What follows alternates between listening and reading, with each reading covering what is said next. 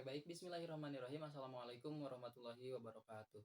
Di sini saya akan mencoba menjelaskan maksud dari poster yang sudah saya buat pada slide sebelumnya yang berjudul Why We Should Stop the Sexual Harassment. Mengapa kita harus menghentikan perbuatan pelecehan seksual?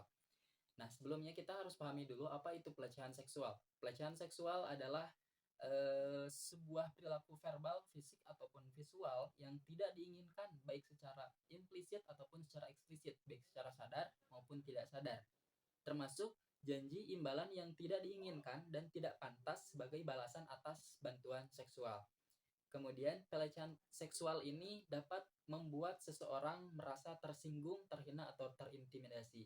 Jadi, pelecehan seksual itu segala hal, baik verbal, visual, ataupun fisik, serta balasan yang tidak pantas pun termasuk ke dalam pelecehan seksual.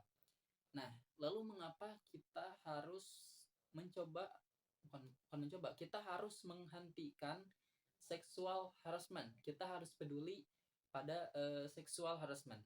Karena dampak negatif dari sexual harassment ini dapat mencakup hal yang mencakup fisik maupun psikis. Kemudian alasan lainnya karena setiap orang itu berhak merasa aman, merasa nyaman, merasa dihargai, merasa dihormati atas dirinya sendiri. Hal ini ditujukan untuk menciptakan lingkungan yang indah atau lingkungan yang menyenangkan untuk kita semuanya. Kemudian dampak negatif dari sexual harassment juga dapat berdampak negatif baik bagi pelaku maupun korban. Hal tersebut bisa menurunkan kualitas dari generasi muda kita. Nah, oleh sebab itu kita harus bersama-sama menghentikan sexual harassment atau pelecehan seksual. Di antara dampak negatif dari sexual harassment, terutama khususnya untuk korban, mohon maaf, adalah sebagai berikut. Yang pertama, dapat menimbulkan stres dan depresi berkepanjangan.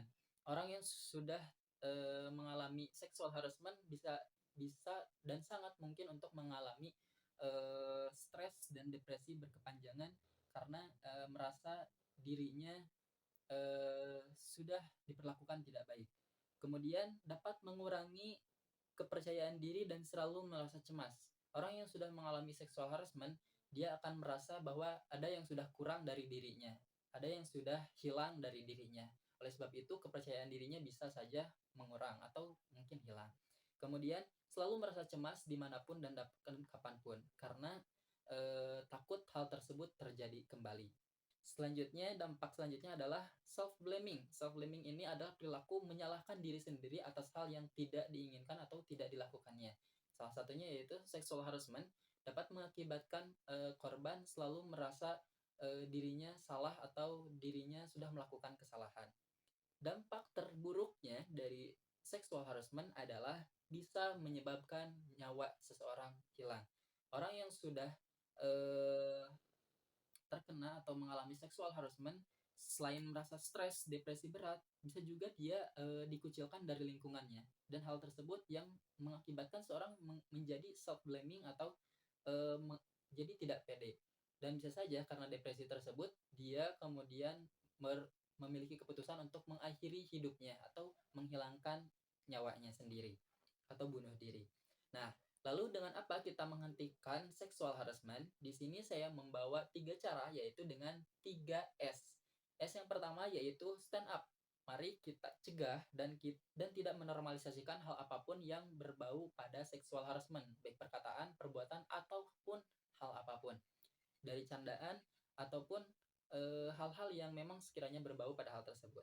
S yang kedua yaitu speak up. Mari kita suarakan mengenai dampak negatif dari sexual harassment dan juga pencegahan-pencegahan ataupun hal-hal lain yang dapat mengurangi sexual harassment. Kemudian, tegakkan keadilan untuk para korban sexual harassment. Dan yang terakhir, S yang ketiga yaitu should atau say stop to sexual harassment.